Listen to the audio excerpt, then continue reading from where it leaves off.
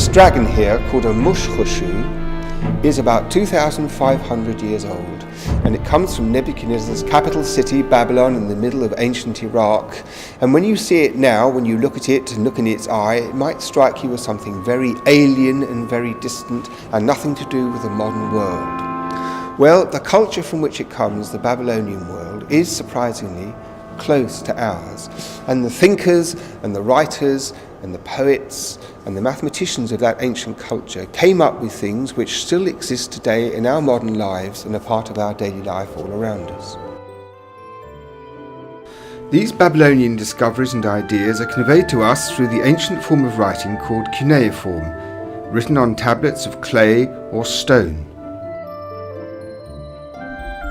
The Babylonian language is fully understood today, so that many of their ideas and achievements have been preserved for us.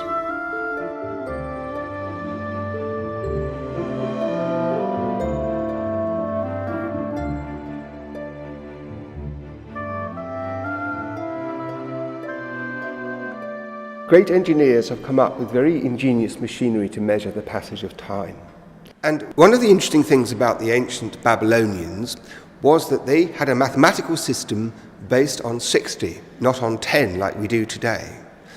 And one consequence of this is the fact that our own time division of the minute and the hour into 60th parts is a direct inheritance of a principle which goes back to ancient Babylon. And it's come down to us somehow through the Greeks, who looked at Babylonian ideas, incorporated them into their own work, and maintained this 60 figure as a central calculating device. And that is why everyone who has a watch on their wrist or a clock on their kitchen wall is somehow perpetuating the work of these ancient Babylonian thinkers.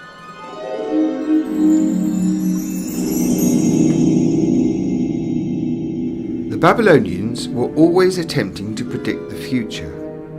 This clay model of a sheep's liver, complete with gallbladder, was used to teach the art of divination, the zones and cuneiform inscriptions revealing the ominous signs.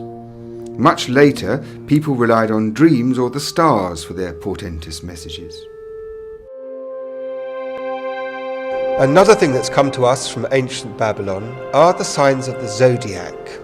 And this goes back a long way. Already in the second millennium, some of the figures which became the zodiac figures were already to be found on monuments. And side by side with the zodiac grew up in the late period the idea of the horoscope.